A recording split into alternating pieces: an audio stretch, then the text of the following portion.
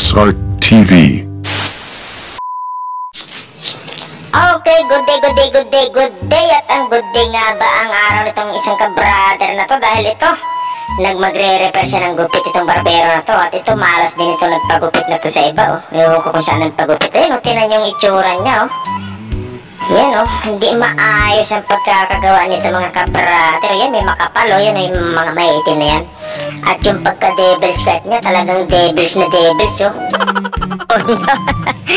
yan tinan nyo naman yung itsura niyan mga ka-brother. Yan yung tinuturo niya hindi talaga pantay o kulang sa blending mga ka-brother. Pero sana magawa niya to ng solusyon ako.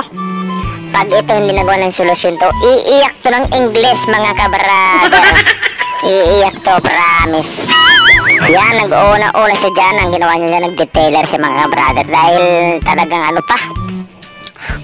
kulang pa yung pagtabawas niya sa gilid niya Hindi ko alam kung bakla ba ang gumupit dyan o barbero ba talaga na tunay. Saan ka nagpagupit to? 1.5 sa dyan. Bago nga pala natin ipagpatuloy ang tutorial ng barbero to mga ka-brother ay pakisuportahan mo ng kanyang Facebook page, YouTube channel, tsaka TikTok. Yun, number 1 guard. May madilim na parte dyan may lubog siya yung ka-brother natin Yan. Pinaikot na dyan 0.5 yung puti na yan. Yung tinuturo nyo. Yan Pag mga ganitong repair na gupit talaga, iba yung kumbaga kung sa mga barbero ako announcer lang dito kung sa akin lang din yan, mahirap yung ganyan. Kasi bakit?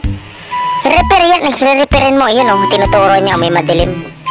Re-repairin mo mas maganda yung ikaw nagsimula, diba? Hanggang kabila may itim din, may lubog si brother.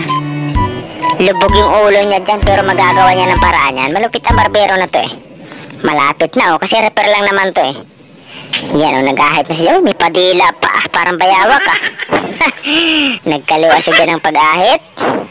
Kinana naman niya. Ayos Lupit Malapit na ito matapos. Nakikita ko na magiging resulta nito. May kamukha tong artista Yan yun, nagpinis pa siya dyan. Yung mga linyado ng pag-ahit niya kanina. Tinanggal-tanggal niya ng detailer niya na itim. Ano nilagay niya? Gaw-gaw ba yan? What? Harina to, magmamasa to. Tapos na to mga ka-brother ayos Pwede na May maitim-itim sa babaan yan. Natural na yan sa isang lalaki. Yung mga ganyan, diba? Nagawa niya ng hustisya mga ka-brother Siyempre maganda na ang gupit ni ka-brother natin. Ngingitin na yan. Salamat boss.